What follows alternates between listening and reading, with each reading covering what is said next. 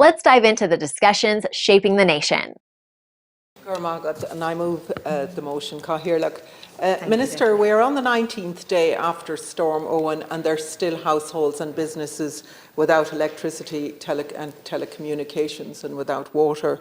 And I do want to thank at the outset all of those field workers and their families for their dedication in carrying out this exhausting work day and night over the past 19 days.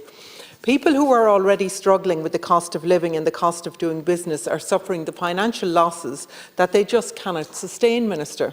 I'm not sure if you understand the hardship suffered by people who have paid the price for the failure of this government and successive governments to invest in the most vital infrastructure, electricity, water and communications. People have paid the price for the lack of effective coordinated emergency plan to deal with the aftermath of Storm Éowyn and the delayed government intervention. They should be compensated, and they must be compensated, Minister. This abject failure of government must be to put it right. Government funding must be provided for businesses, for sporting clubs, for voluntary organisations and community groups who have been impacted by the storm, as it was after Storm Babette. Many of these voluntary organisations and community groups were already struggling to keep going. They are still struggling to keep going. There must be a review of the core funding to these groups. They prove a vital lifeline in the aftermath of the storm. Businesses not only experience structural damage, they incur the loss of trade due to the temporary closures and not being able to operate fully because of not having phone lines and broadband.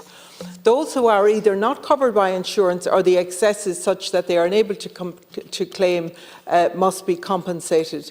The 9% VAT for the hospitality sector must now be brought forward to be effective immediately. Some post offices in Mayo are still without broadband. They're running on a shoestring. Trying to make manual payments to ensure already vulnerable people have something in their pockets is taking its toll. What financial support, Minister, is going to be given to these post offices to ensure their sustainability? Where is AIR? Where are the mobile phone companies? Have they been called into the government offices to be told this is not good enough? What people in rural Ireland are rightly asking is, who is in charge?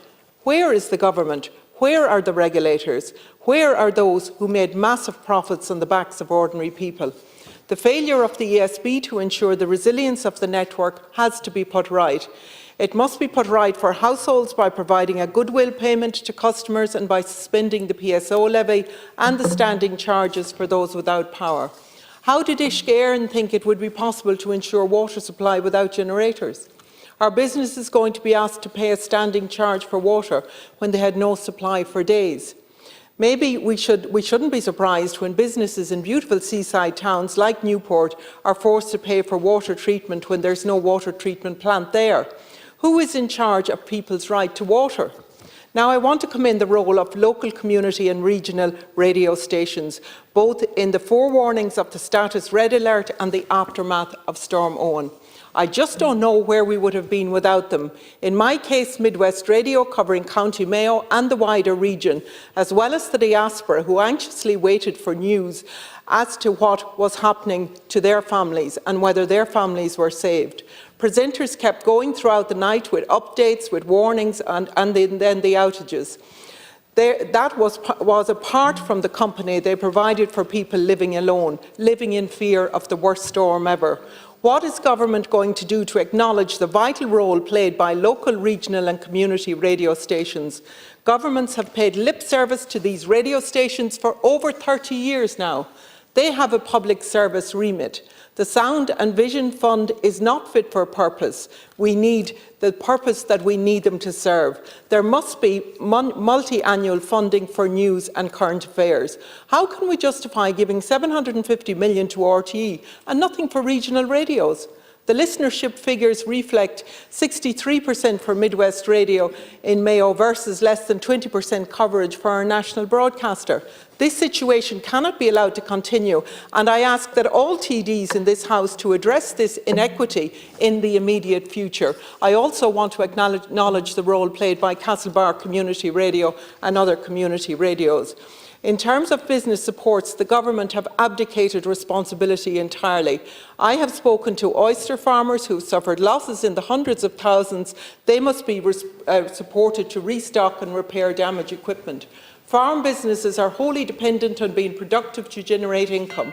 I've spoken regularly about the disgraceful acre scheme. We have to put a scheme in place for farmers, Minister. Like, share, and subscribe, and let us know your thoughts in the comments. We'd love to hear from you.